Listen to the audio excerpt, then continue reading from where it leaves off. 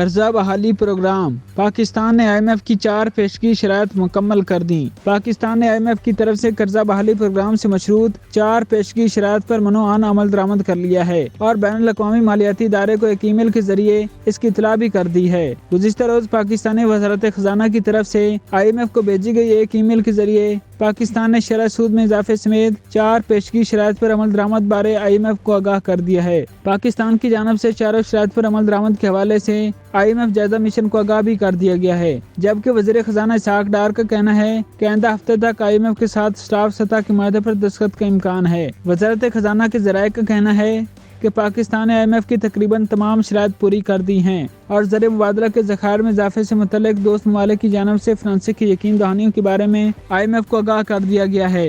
گزشتہ 2-3 دنوں میں اہم اقدامات اٹھائے گئے ہیں اور اب شرح سود میں اضافہ کر کے 20% کر دیا گیا ہے۔ ذرائع کا کہنا ہے کہ پاکستان ان شرائط میں سے بجلی کی قیمتوں میں اضافے کی منظوری دے چکا ہے۔ ڈالر کے مقابلے میں روپے کی قدر بھی کم کر دی گئی ہے۔ اس کے علاوہ پاکستان نے کسان پیکج اور برآمدی شعبے کے لیے بجلی کے بلوں پر سبسڈی ختم کر دی ہے۔ علاوہ ازیں پاکستان نے IMF کو گھریلو صارفین کے لیے بجلی بلوں پر سرچارج جولائی 2022 سے لگا کر وصولیوں کے شیڈول سے بھی آگاہ کر دیا ہے۔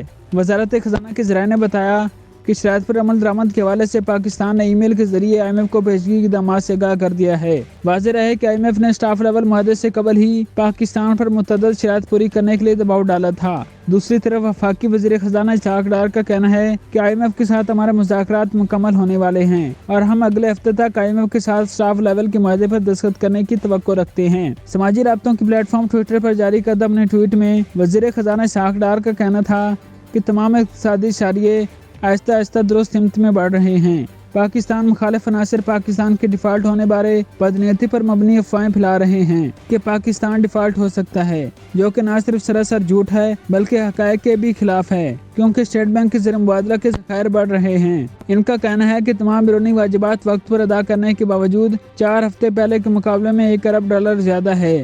غیر ملکی کمرشل بینکوں نے پاکستان کو سہولیات دینا شروع کر دی ہیں۔